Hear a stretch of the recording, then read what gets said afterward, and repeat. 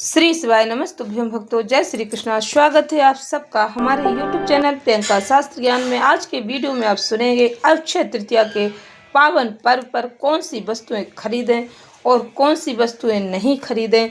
इस बात का विशेष ध्यान रखना चाहिए क्योंकि एक छोटी सी गलती से हमारे जीवन में कई सारी परेशानियां आ जाती हैं। ध्यान से श्रवण करें भक्तों।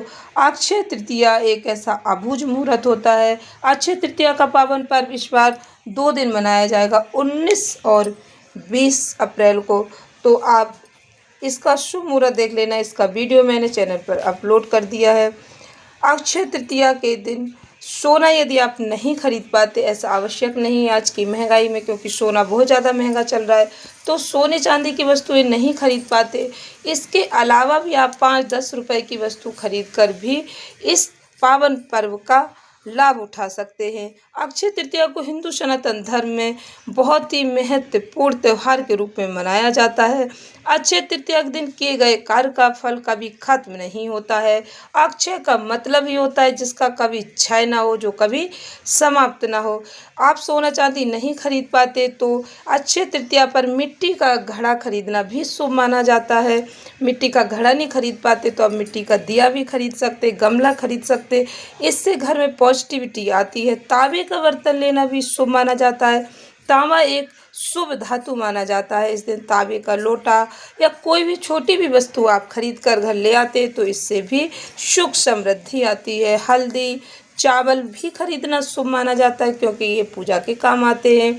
इस दिन इन्हें खरीद कर घर लाना बहुत ही शुभ माना जाता है। अक्षय तृतीया के दिन आप साबुत धनिया भी खरीद सकते हैं। साबुत धनिया खरीदना भी पुण्य फलदायी माना जाता है। इसे धन और समृद्धि से जोड़कर देखा जाता है।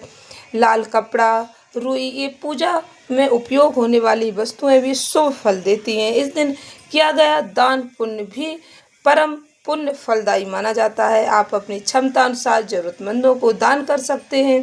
चिंता न करें, शास्त्रों में कहीं पर भी ऐसा वर्णन नहीं आता कि इस दिन सिर्फ आप सोना चांदी ही खरीद कर घर ले आ सकते। इस दिन आप कुछ साधारण सी वस्तुएं खरीद कर भी भगवान का आशीर्वाद प्राप्त कर सकते।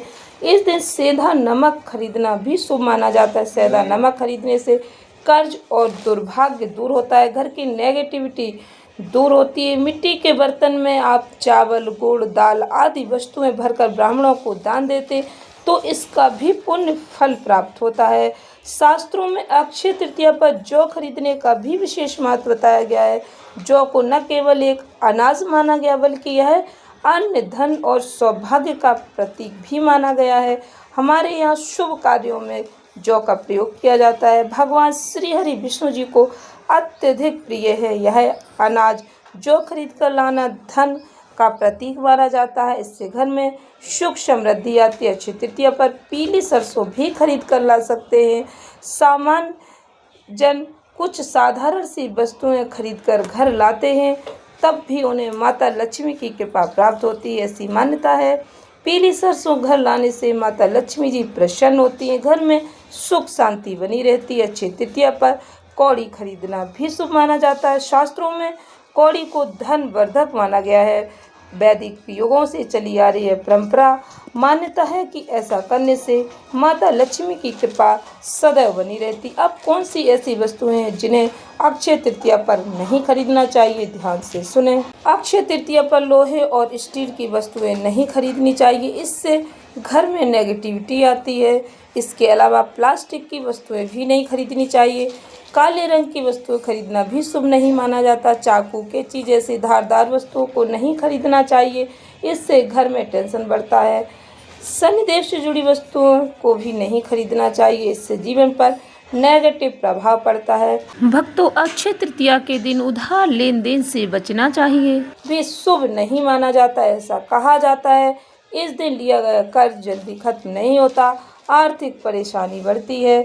इसलिए भक्तों, कुछ ऐसे साधारण सी बातों का आपको ध्यान रखना चाहिए और अक्षय तृतीया का पुण्य फल प्राप्त करें।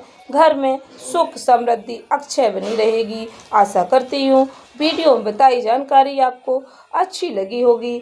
इस ज्ञानवर्धक वीडियो को अधिक से अधिक भक्तों को शेयर करें, इससे हमारे सनातन शास्त्रों का ज्ञान अधिक से अधिक लोगों तक पहुंच सके। धन्यवाद भक्तों। श्री शिवाय नमस्तुभ्यं।